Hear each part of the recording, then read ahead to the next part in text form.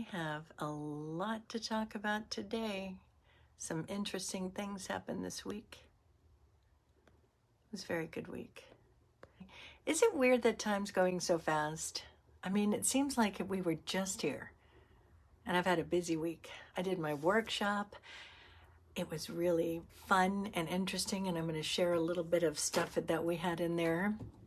And I had a couple of interesting events this week that I'm going to be sharing about. But before we get to all of that, so when I'm doing this group this past couple of weeks, one of the things that people seem to be very interested in was the little kid in the back seat. Sometimes when we're doing this work, I have to, give examples, and, I have to kind of let people know this is how the process looks like. So when I'm showing everybody this process, it's you're looking at a game board, and it's a game piece, and the piece itself is a car, which represents the body, and then the driver is the soul. And there's three different versions of the driver. There is that higher part of us, the number one driver, I call it, that energy that flows in and as and through us, everywhere present.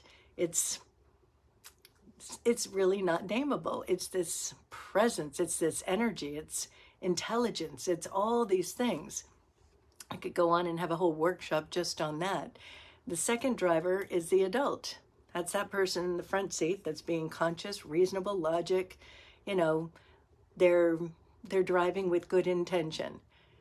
And then there's the kid in the back seat. That's this one that seems to be where people are very interested in, that kid in the back seat. That's the one with all the feels. That's the one that is also having the innocence of life. They're the ones that are playful.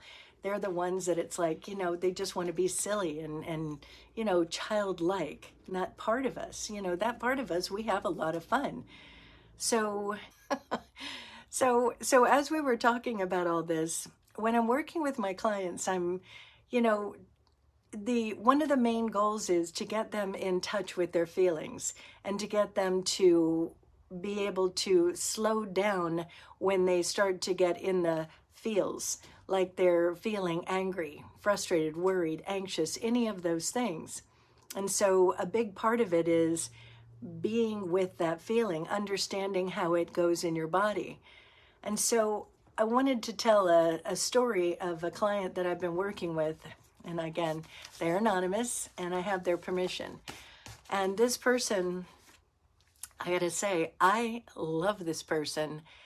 They have been working just diligently. They've been really just doing everything that they can. They've been reading books. They've been going to classes, groups, workshops. They've been doing that self-care. They've been doing so many things. And along the way, it's like when we're in session, there's a part of it, it's like, I can't feel that. I don't feel those things in my heart. I'm not connecting. I'm doing all this work, and there's a certain level of frustration with them. And it's like, how come I'm not, getting this? And they had a session recently, and it's very interesting because if you would look at their life, it's like you've created a really good life. You've done a lot of things that are great, but then in the feelings that they come in with, there's this thing that it's like, it's a repeat. And it's that part of feeling defeated. And there's that all or nothing thinking and the all or nothing behavior, which is self-sabotaging. And then there is this part of it where they go into judgment. I thought I was better than this. How come these things are still happening? How come I still do whatever the thing is that they do? And I think many people can relate, because she's not the only one that comes in that has this kind of frustration and literally anger. And so then there's this part that says, I keep screwing myself. And there's this thing about what's going on with their actual physical body. So they're sabotaging themselves. And over this whole period of time that we've been working together, there's a part of it where it's about punishment. And why would a person punish themselves? So one of the things that we have done over this time, we've looked back at the timeline. So remember, we're always taking on a program in the 0 to 8. So in that period of time, whatever our environment is, whatever we're looking at from the vantage point of the back seat, the kid in the back seat, watching the parents, watching the different people that are influential. You know, whether you have other siblings in the seat with you, there's all these things that come into play on how we would take on our behavior and why somebody would not be able to have those kind of feelings. So, like over the years, we talked about it, and I've showed you all this a few times, but it's like when we're children, and this person in particular had a lot of trauma, and it's like when you have trauma, it's like the car, the little kid, and they're hitting a wall. And I've said this before, I'm going to probably say it a lot more times, when we hit the wall so many times, especially when there's big traumas, it's like the car starts to get really hard to roll in, and it gets very painful. And many times people don't want to be in that car, so they'll take another car. And you can do that at any age. So when this person was a kid, there were these different experiences that we talked about. And because we're kids, a lot of time when there is stuff that's going on in the environment, like traumatic, dramatic experiences where you as a child can be terrified. I mean, I'm just going to say, I think there's a lot of us who have had moments as a child where we felt terrified, where we felt really afraid. And when that happens, kids don't understand. They don't have a reference point. A lot of times they think it's about them. And in this particular situation, they thought that it was about them. And so as we're looking at all of this and understanding, going back to, because they're saying, you know, I feel like I'm sabotaging myself. I feel like I'm punishing myself. So when I hear things like that, it's like, that's where the timeline work comes in. That's where you want to go in your timeline, and you want to back it up to, where did I first feel that? So for this particular person, it goes way back to like 4 years old. And so then we're talking a little bit more, and this is where it gets really interesting. Sometimes when I'm in session, it's like they're telling me things, and then out of nowhere, it's like my eyes get watery like this, and it's like, oh my gosh, I see this thing. You know, I can look at it, and it's like I'm their private investigator with them, but it's spirit. And there was this moment, because they would do this thing as a young child to punish themselves, physically hurt their body. Not in an obvious way, but one that she remembers like to this day. And so as we were talking, there was a part of it where I understood, and it's not like I hear a voice in my head. It was just like, oh, I see, click, click, click, the picture. So there's a part of the conversation with this person where they're telling me, I really hate to be anxious. I can't stand it. And that's when they're feeling anxious, where they'll do behavior that is to get rid of the anxiety. I'd rather do this than feel that anxiety. And unfortunately, when things move on in your life and that keeps being the thing, there gets to be a point where even that doesn't soothe the anxiety. And that's where this person has landed. And it's a really challenging place, so they really want to get out of it. And so when they're talking to me about this moment and what this looks like with the punishment, and then they said to me this thing about the anxiety, it's like they don't want to feel that anxiety. And in specific, there's a terror that's attached to it that was happening in her environment when she was growing up. And so there was a moment, it was like, oh my gosh. So as a kid, here was the key. She would punish herself so that she didn't feel this. I'll feel it on my body much more. It's more comfortable for me than to feel that feeling inside. So she would distract herself in such a way as to not feel that very, very painful feeling. And that was like this huge insight, because when you push away those feelings, when you dissociate from those feelings, and this car is running, and this car is running, but you don't want this car, doesn't mean that it's not in action. It doesn't mean that it's not running. You just can't see it. So it's that unconscious, but you're feeling it, and you're feeling the effects of it when things happen. So when we had that realization, it was like this light bulb went off, and she could see in her timeline all of these things that, and literally, we talked about it a little bit today, there kept being this sense for her, this thing of, why can't I feel? You know, why is it I'm not feeling these things? I'm doing all this stuff, I'm not feeling. Well, if you're a kid and you're in that 0 to 8 and you take on a program, these feelings are not okay, you're going to do a lot to not have to deal with them. And so there was a part of it where it was all these years of not being able to see that part because it's just so deep, it's buried, it's like under the iceberg. And so then to have that moment, it's almost like, and this is what I tell people, sometimes you're fishing and you're going down under the water and you're pulling up those unconscious beliefs so you can see them. When you're doing something like this, it's like you've gotten into the submarine and you're going way deep and you're like shooting a blast into that iceberg to shake things up a little bit so you can see this. And that's exactly what this thing was. And it's the kind of thing where it's such a realization that when it happens, it's like, how do I be with this? You know, it feels a little strange. I know something just massively shifted in my life and it's really good, but what does it all mean, kind of thing? So now comes the part of really like being with it and being in the process of it all. Talking about the kid in the backseat. Now this person knows what the kid in the backseat was doing. Now they can be the adult and be like, oh my gosh, we were so terrified back there. We were so scared. We had no idea what to do. We thought it was about us. We thought we needed to punish ourselves. We took on this belief. That was never the truth. It's just what we did at the time because we didn't know what else to do. So now she says, I'm the adult driver and I got you. I got you. We're going to feel that anxiety and we're going to look at it for what it is. We're going to look at it for the nothingness that it is. We're going to look at any of those feelings and recognize we're no longer a little kid.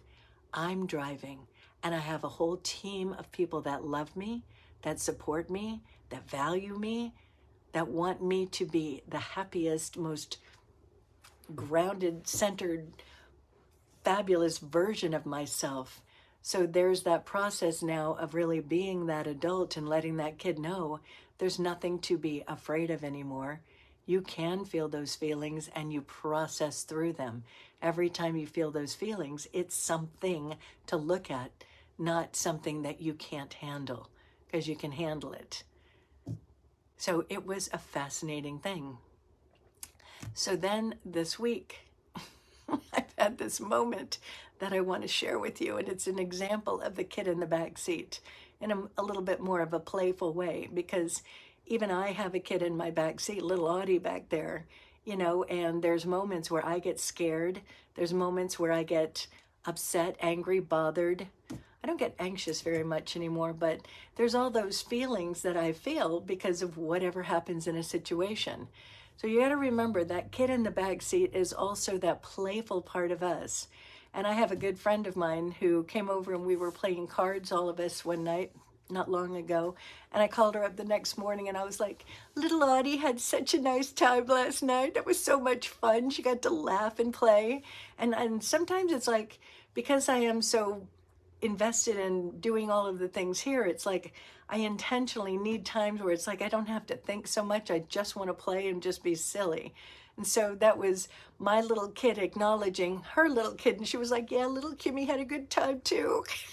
It was really just cute. So then I had another experience a couple days ago. This is why Nick calls me Perils of Pauline, this kind of a thing. I was on the phone with Milena, who was getting to school, and I'm, you know, kind of distracted talking to her, and I see a vitamin that I missed from the night before. So I take this vitamin. I take a water bottle that's right next to the table to drink the vitamin down. I get the vitamin down, and then something lodged in my throat, and it started moving around, and it was like, what in the heck is this? I'm telling you, I must have looked like a cat with a hairball. I was like, and it was like stuck in there, and it bit me. And finally, I coughed out this spider. It was like in the water bottle, and I had drunk it, whatever. At any rate, it scared the heck out of me. And I'm looking at this thing. I grabbed one of my shoes and I whacked it a couple times, and I went running into Nick, and I'm like, I just had a spider in my mouth and it bit me. And I'm thinking, what am I doing here? Am I okay? And I'm totally wigged out at the moment. I mean, I really don't like spiders, much less having one in my mouth and biting me.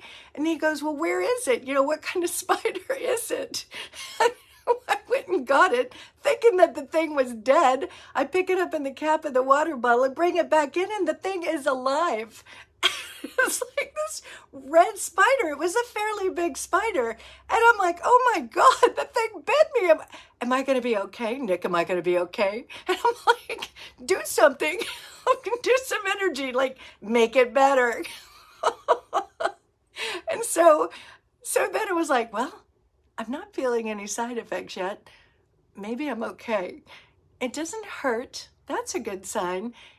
It's not getting swollen. That's another good sign. So then I start realizing, okay, so as long as I know I'm okay, I'm okay. And then I see this stupid spider is still moving over there. And I was like, oh, damn. I said, Nick, it's probably good karma to take this thing outside. Pick it up, trick it down the stairs, put it outside. I took a picture of it too. And then it was like, huh. And there's that kid in the back seat going, ah! I really don't like spiders. And even worse, I don't like snakes. I grew up in Florida, and roaches and spiders and snakes, it was like, oh my, not good. And so then I'm like driving to work, and I was like, I'm gonna call my buddy. And I call up my friend Kim with her little Kimmy in the back seat, and I'm like, how scary. Yeah, it must have crawled into the water bottle. So I didn't see it in there. I just grabbed the water bottle, and I'm, downing some water with my vitamin, and the thing lodged in my throat. Not good. I've had things happen. One time in Germany, I was riding bikes with my brother, and my mouth was open. I was laughing, and in goes a fly, but they have big flies there, and they would fly on the on the fields where they had just put down like fertilizer, the stinky kind. That was another moment of some insect down my throat, but this one was like scary. So then the next part of the story is like, oh, she's still feeling a little funky in the back seat. Audie's back there, and she's like, ooh, that was scary. So I called Kim, and I was like, Kim, little Audie in the back seat just got scared. And she was so compassionate. She was like, oh, I'm so sorry. What happened to little Audie back there? And I was like, well, I was drinking, and I told her the whole story of this spider and what happened. And then I got this giggle in myself, and it was like, I think little Audie wanted to laugh. And so I told Kim, I was like, I said, well, it's a good thing I haven't had any side effects from it. I started acting like I've got this hairball going again. And then it amused me so much, I just started laughing. You know that whole laughing where you're like crying kind of laughing? And it's a good thing I hadn't got my makeup on yet, because it would have been all over my face. I was hysterical. So it was such a good release. That's a scary moment where you're like, was that a black widow that just bit me in my throat? Or was it what? Was it poisonous? And so to have that moment where I'm driving to work and I'm just crying, laughing, she actually said I sounded like that dog, Smurdley, or whatever his name is, that laughs like that. I couldn't even breathe for a minute. I was laughing so hard. So it's super important to really honor those moments when there is that scary thing happening, because so much of the time, I don't know about you when you were growing up, but when I was growing up, it's like, if you're scared, you better just get over it. It's just how we were. And if you were crying, go to your room and do that. I don't want to know about it. It wasn't that kind of nurturing where you've got somebody who's saying, oh, sweetheart, well, what happened? What does this look like? You know, it was like, I think occasionally my mother would do that, but for a lot of it, if I was angry with her in particular, So little Lottie in the back seat learned you need to be quiet.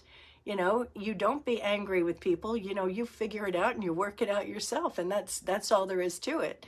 So now when I'm upset about things, it's like I want her to own her word, and I want her in a moment where she's frightened like that. It's like, how do we get this fright out in a constructive way? And you know, sometimes there's nothing better than laughter.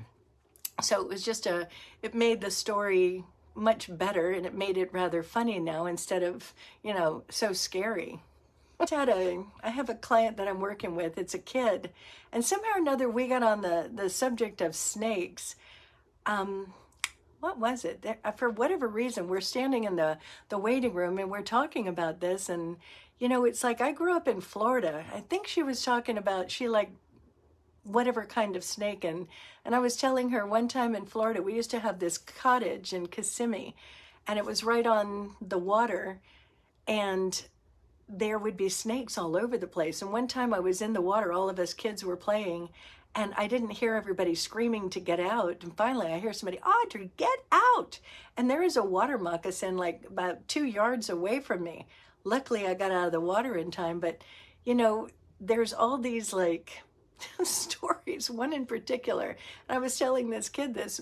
My mother liked to sleep in late, and my brother and my stepfather had gone fishing. And so I was always like looking around, are there any roaches? Are there any snakes, any spiders? And so I went into the little den area, and there's a couch. And for whatever reason, I thought to pick up the cushions on the couch, and there was a rolled up snake underneath the flippin' cushion of the couch. I went screaming back into my mother. So, you know, we all have that thing that makes us anxious or nervous, that, you know, whatever it is, whether it's snakes or spiders or, I don't know, people have their things. You know, there's that thing that you are not comfortable with. And so that was a moment of little Audie in the back seat, and I had to be the adult in that situation. And it's like, how are you going to let go of the feelings on this one? And so when you're having that kind of a moment, whatever the feeling is, you know, who's that person that's going to help you move on the other side of it? You know, sometimes we call somebody who kind of supports the problem, and then, you know, things go haywire. You know, as people start talking about people behind their back, they start, you know, going wherever they go with that subject. And a lot of times it turns into a bigger disaster. Or when you have something and it's a kid in the back seat and there's something that you need to address, are you going to somebody who is going to be supportive, who's going to help you work through that moment, who's going to help you see a solution for it, rather than, oh, you're right to be mad. It's like, sometimes we are right to be mad. And sometimes anger is one of those few feelings that I would call on the fear side that can really propel you in a good way. The challenge is you want to be in not the victim loop of anger, but in the righteous anger, where there is some kind of action that you're taking, something that you're doing to move it along, to make it better.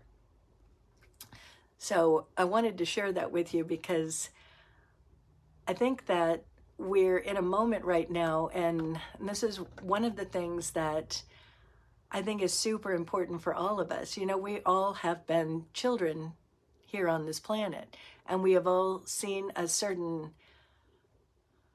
how do I say this? A certain change in the environment for all of us. And there's a lot of people who, and I've talked to some of my clients about it, they have people that they love that it's just like, I don't want to know what's going on. I don't want to have anything to do with anything that's going on, because it makes them uncomfortable, because it makes them feel whatever fear feeling, anxious, nervous. But when we're not looking at the things, that doesn't mean that our subconscious mind isn't still rolling on them. So like for an example with this person that I was talking about before, She knows over and over again if she's having a moment and she's going from upset to bothered to anxious to like a panic attack, if you stop it up here, if you stop it before it gets that momentum rolling, then you're going to make things a lot better. And I've told her many times, call me in that moment. That's my job. That's where I can be of assistance. Because for me, it usually takes me about 2 minutes with them to right the ship, to get back on the 101 of their own life. So she was like, you don't understand. I will be whoosh down there and rolling in it. And I'm so in it, I don't even think about calling you. I don't even think about anything. It's like I'm in it. And I think that's what happens with all of us. It's like we don't realize that we have the ability to stop before the momentum starts because we're not in touch with the emotions. There's a lot of people, it's like, oh yes, I feel all of these great things. I know how to be happy. I know how to be, all those things. But when it comes to these, it's like, that's just not comfortable. So I put it over here.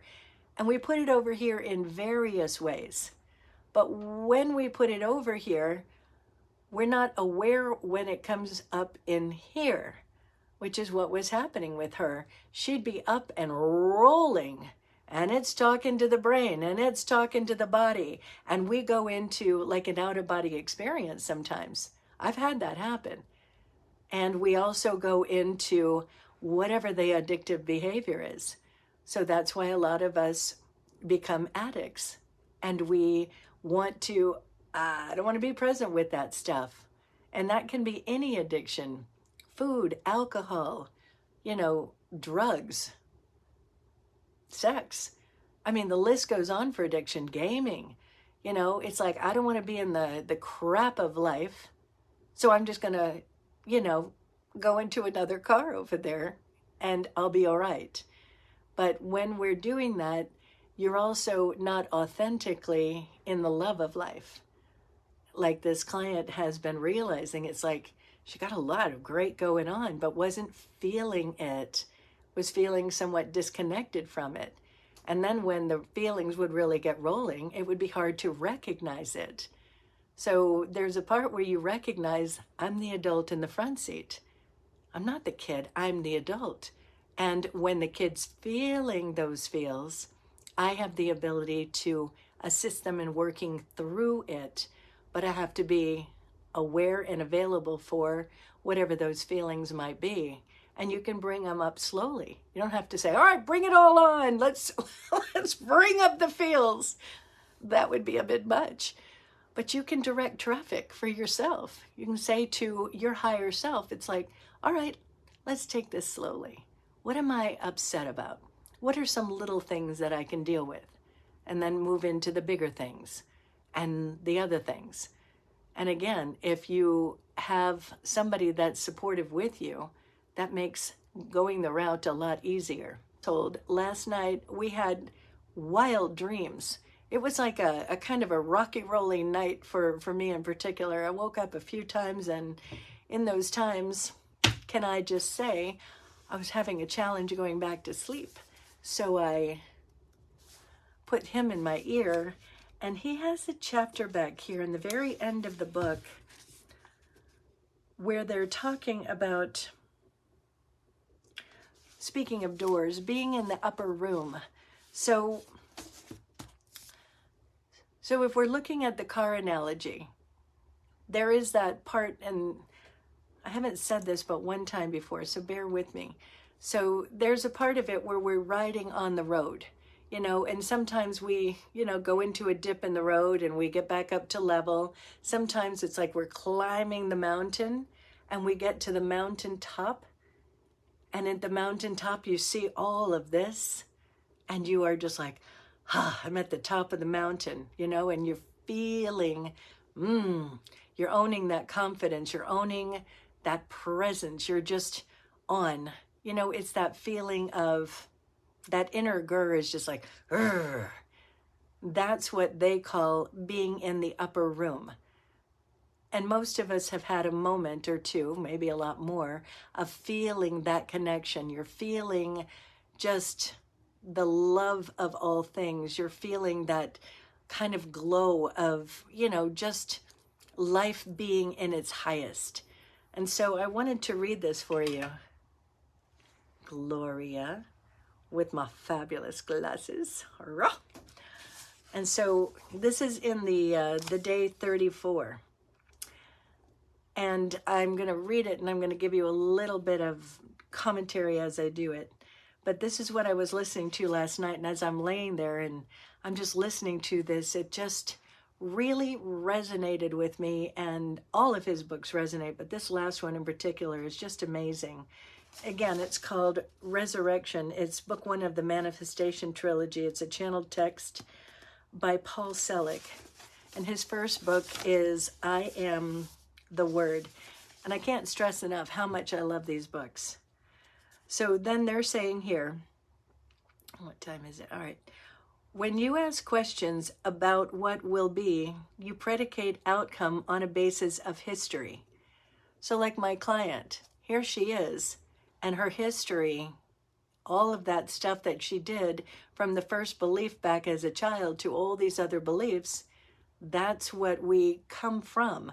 Like myself, I had my own history, and I had to start looking at them one by one and changing it one by one. So instead of making a decision based on an unconscious, I'm moving that into a conscious. This is what I'm choosing from being in the present moment. So they say it like this. When you ask questions about what will be, you predicate outcome on a basis of history. Quote, this could happen, this happened before, this may happen, it's a potential. Then everything is a potential. Anything claimed in truth may be a true potential. And when we say this, we mean when you divine, when you know from the truth of your being, you claim a manifestation of outcome that will echo in the higher realms. To claim a world anew is to know who you are in truth. And in this truth, the claim of being, I am free, I am free, I am free, releases you from the old and a new potential, a new idea, if you wish, about what will be can be understood and made so. So one of the things that they say in here is when you are wanting to be that I am, there is a part of it where you can literally, because people ask me all the time, it's like, well, what do you do? Like, how do you do these things? And that's why I put these tools together. But you have to remember everything that we say, everything that we're thinking, all of these things are creative. And when it's coming from the kid in the backseat, then it's coming like from what they say, it's based on your history. The kid in the backseat owns the history. The adult in the front seat is now. And so when you're looking at things and you're recognizing any of those beliefs, any of those fears, any of that stuff that the kid holds on to, it can be where you be the adult in the front seat and you are going, I am free of all that stuff. It doesn't have to be so hard sometimes to get to the good. And so when they say we make things anew, that means there is this part of it where we can say, I claim this moment, I claim this time, I claim the adult in the front seat, and I massively claim that first driver. I know that that first driver is leading the way to my best and highest happening. And so there's a part of it, I think we take on a belief that our history defines us, that because I did whatever back there, that is who I am. And that is far from true. If that was true, Audrey would not be here doing this right now, at all, like at all. So when you are following, I don't even know why I'm saying this, when you're following that like North Star, there's that part of it, it's like, I'm going to drive from this place. And if by chance something starts rattling around in the trunk, then I will deal with it when it happens. It's almost like I have that saying with my kids. It's like, or I tell people I have this saying with my kids. It's like, I used to be nervous about them driving. And then I had to keep being, no, you know what? I know that they're okay until I know otherwise. And I may never know otherwise. So it's the same thing with us and our little kid in the back seat. We're okay until we know otherwise. And so we're going to keep on that road and keep knowing I'm creating from a place of my best and highest is happening. And if something comes up, I'm going to look at it and I'm going to address it. I'm going to let it go. I'm going to dump the trunk. And I think there's a part of it where you've really got to get the kid in the back seat is just the kid in the back seat. Somebody was saying, it's like, how do you talk to them? Like in the group the other day, they're like, I really like how I hear you talk to the kid in the back seat, because I'll give some examples. When people are saying whatever they're saying, it's like, well, it can look like this. You're telling that kid, look, I get it that you were scared back there. I get it. We were flipping terrified. It was awful. And here we are now. And I'm the adult and I'm driving. You didn't know what to do back there. You had no idea. And you learned what you learned. Like for this person, she's talking to that inner child and she's saying, oh my God, that was terrifying. That was really hard. Oh my God, we had this happening and that happening and all these things. We were terrified and we didn't know what to do with it. So you thought it was about you. We thought it was about us. And now it's not. It was never about us. We just believed it at the time. And because we were 4 years old, we thought this is what we should do, because I don't want to feel this pain in my heart. I'll feel pain in my body. I can do that better. So now you're the adult and you're literally having that conversation and you're saying, we don't have to do that anymore. I know what to do. I'm driving. And so when those little feelings come back up again, it's that reminder, oh, this is that thing again. I'm driving. I got this. I got this. So when you're doing this process, it's like, for those who have never had children, I think maybe sometimes it's a little more challenging, because for those of us that have had children, have raised them, it's like, I'm having a conversation with the child when I've had all 3 of my kids, and now I'm having a conversation with the baby. And so when you're having that conversation with your kid in the back seat, it's how you would talk to that child. So if you don't have a child, it's like, how would you talk to somebody who you care about, who is kind of unaware? You would give them information. You would comfort them. You would let them know, this isn't true. This is what's true. And to be clear, truth is in the feelings over here. Most of these are not true. We just make them true. The fear feelings. Truth is over here. Does it bring up love in your heart? Is it in the best and highest? Do you feel appreciation? Is it ringing with your intuition, your insight? You know, there's all different ways to get to the truth. So again, when you're looking at all of this, and the kid in the back seat is like, I can't handle these things, and they're putting their head down and I don't want to see these things, they're still back there and they're still scared. It doesn't change anything. It's just now you have put up that limousine window. It's like, I don't want to know that you're scared. We're just going to keep moving forward. We're just going to keep doing the right thing. We're going to just make life work. And the kid in the back seat's like, but you don't understand. This is not comfortable. It's okay. Don't worry about it. I'm driving. But you're not listening to me. It's okay. I'm driving. So when you're not listening to the kid in the back seat and you're not understanding what the problem is, you're not understanding where it came from, you're just ignoring that kid. And many of us have been ignored as a kid. It's just never going to work. And it's not very fun. Is all this making sense? And it's funny about dreams too. You know, when you're dreaming, that's your subconscious, especially first thing in the morning, when you're first waking up in the morning. Those are venting dreams. So those are a good one to pay attention to. It's like that's that kid in the back seat letting you know, here's where the stuff is. Here's where we can do the work. Here's where we can, like make things happen while we're actually awake. So good to pay attention to those things. Any questions? I'm glad you figured out a lot of this.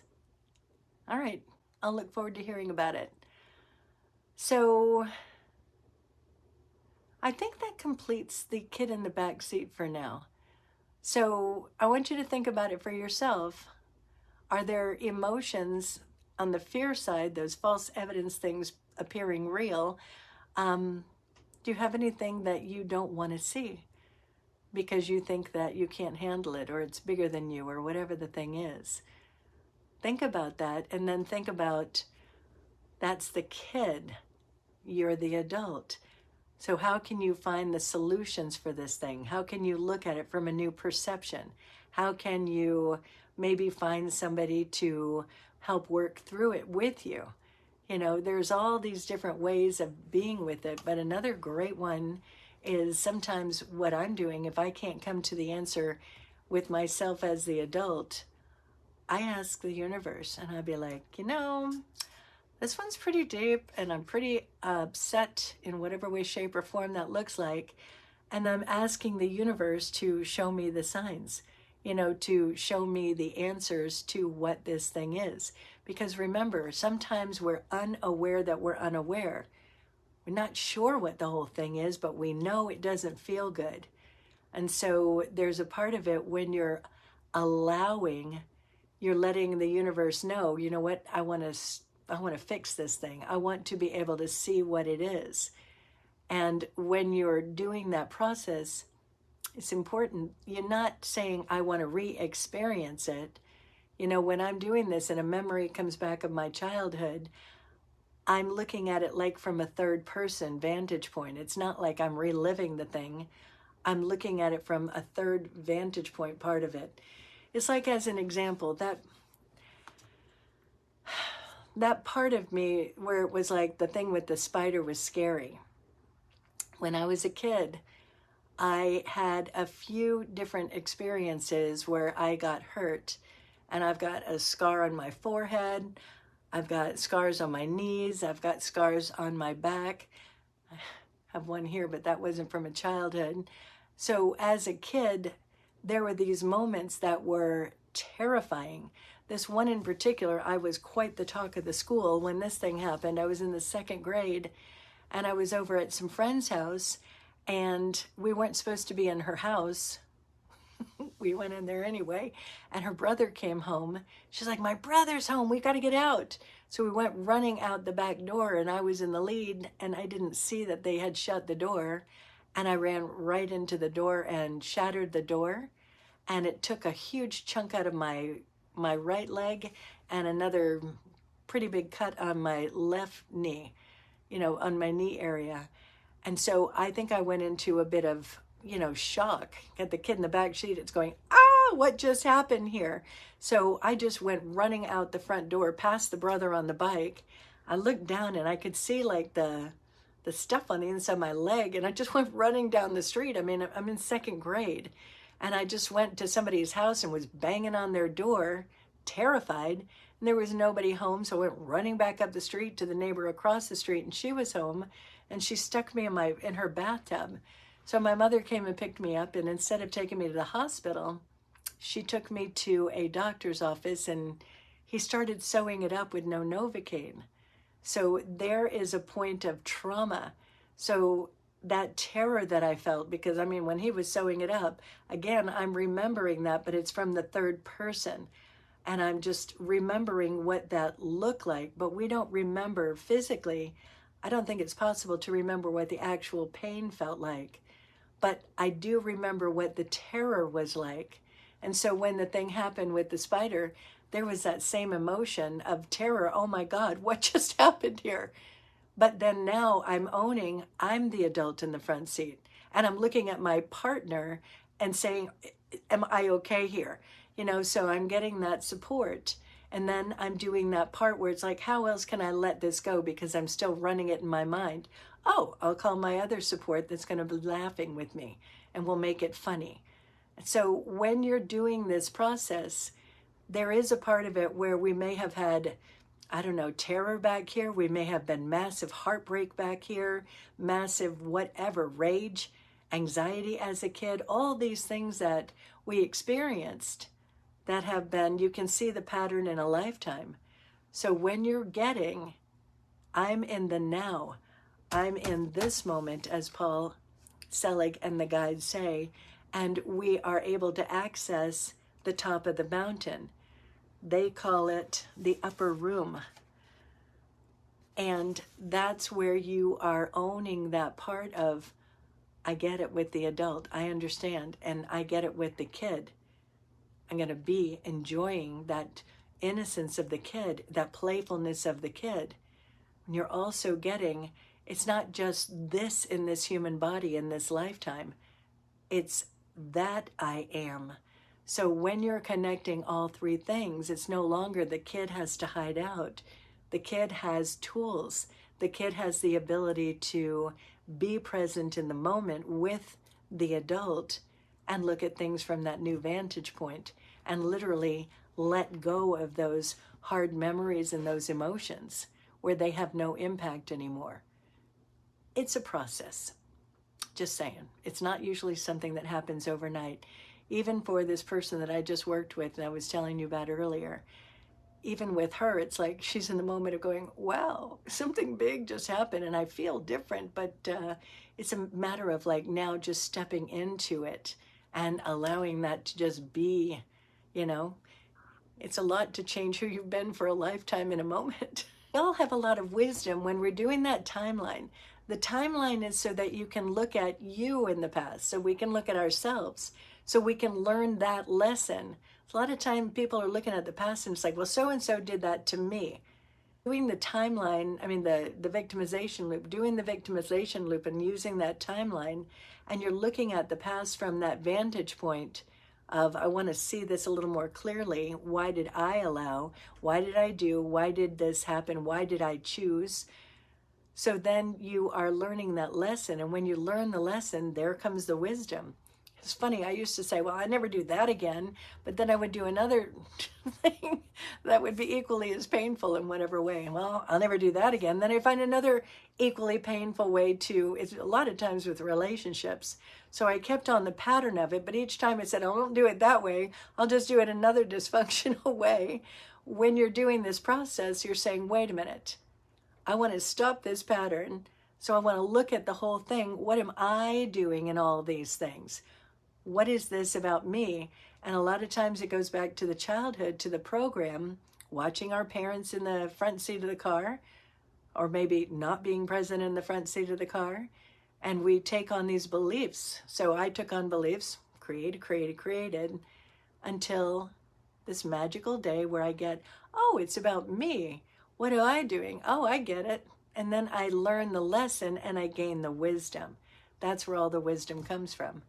And it's a lot of years of learning with this wisdom. Thank you. It's a long answer to a little thing. Get it. You know, truly, sometimes when it's stuff with the physical body, you know, your car is literally hard to roll in. That can be extremely, frustrating. I've had my own personal moments of challenge with those things. I haven't had exactly your story, so I can't come from you. But when you're looking at these physical challenges, sometimes we have a tendency where it's like, it just gets to be so much, it kind of defines us. And when we're feeling on a regular day-to-day basis pain, it can be encompassing.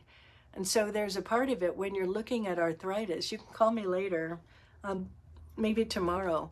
In that Metaphysical Anatomy book, you have to remember feelings and thoughts are creative in the body. And I swear, if we all learned that as children, it would be a whole different world. Like when I had that kidney stone, or I have clients that come in with all these ailments. When you get that part, I'm not saying it'll take it all away, but it makes it feel a little better. And so when you're looking at something like that, you start looking at, what am I thinking about it? What am I feeling about it? Am I in resentment? Am I in resistance? You know, sometimes, I'll give you an example. When I was going to have that third baby of mine, I did not want to go through the kind of pain that I went through with the first two. I didn't have drugs with the first two, and it's a lot. So on the third one, I started studying pain. And there's some really good books. One of them, believe it or not, is on death and dying by Elisabeth Kubler-Ross. And there were sections that you look at, you're studying pain. And so one of the things with pain, when we're in resistance to it, when we're like, ugh, I don't like this, I don't want this, you know, I don't like this being my experience, and we resist it, that's where pain actually feels worse. So when you can, and believe me, I understand it, that what I'm about to say is a very challenging thing, but when you can let yourself relax a little bit more, when you can allow yourself to, you know, kind of soften up into it, I'm not saying that it will take it away, but it can make it a little bit better. If you're finding yourself being angry about the situation, and you can find a place for compassion or just to be calm, you know, these things can be helpful. And to be honest, with arthritis in particular, there are some natural herbs and supplements that can help. There is this thing, it's called an EE system. There's a woman out here that has one. There's a Rife machine. There's a Beam Ray. There's all these different new modalities for healing that can be helpful. Because sometimes when you've got something and it's chronic like that, and you're thinking, ugh, the doctors, all they're saying is this, and that doesn't feel good either. You know, a lot of doctors don't know about the different healing modalities that we have. You know, so maybe look into those as well. So instead of being stuck in that loop of frustration and all the things that come with it, maybe there's some hope, you know. So I would say the other thing that can be very helpful, when my joints get really cranky, I get into an Epsom salt and baking soda bath. That can help to pull some of that stuff out of your system as well. And the other part of it is having us all hold you in prayer. You know, having us hold you in the highest and send you lots of love. That's very powerful as well. We're all connected with that first driver. You know, that first driver is all of us. So, you know, really knowing the truth for you and with you. I don't know what's going on. See, even my computer was like, yes. So my heart goes out to you. And I'm here for you, you know. You know that. You're one of my oldest, dearest friends. Oh, you have that anatomy book. Yeah, look at that. There's some powerful stuff in there. I'm telling you, I have people that I use that with all the time. So Jennifer, you and I will talk a little bit later. Accept pain, yeah. So Kimberly is saying, Dr. Tony, you know what, he might have something. And you know what? You know what's really can be very powerful for that? And I know Tony has one, infrared sauna. So come over here and use ours. You know, infrared sauna, I've been doing that on a regular basis, and it has made a big difference. So there's the infrared sauna. There's all these things that you can do. Believe it or not, IV drips are something that we're researching right now. There's a lot of great things with those. So, you know, really start looking around at optional modalities, you know, different healing modalities. Because a lot of times doctors, they just don't know this stuff, unfortunately. Oh, it's 8:03. Yeah, with pain pills, I get it. And you're right, his supplements are amazing. You're right, Nancy. I love that. Thank you. We're all just walking each other home. Right. Thank you. Ram Dass, I actually got to see him once. Yeah, so he has joint supplements. All right. Okay. So look at your options, you know, really take some time to meditate and kind of let yourself ease a bit. That can be very helpful. Anyway, I have gone over with you all. Thank you so much for joining me. I love you all very much. Have a fabulous week ahead of you. And I'll catch up with you then. Take care, guys. Bye.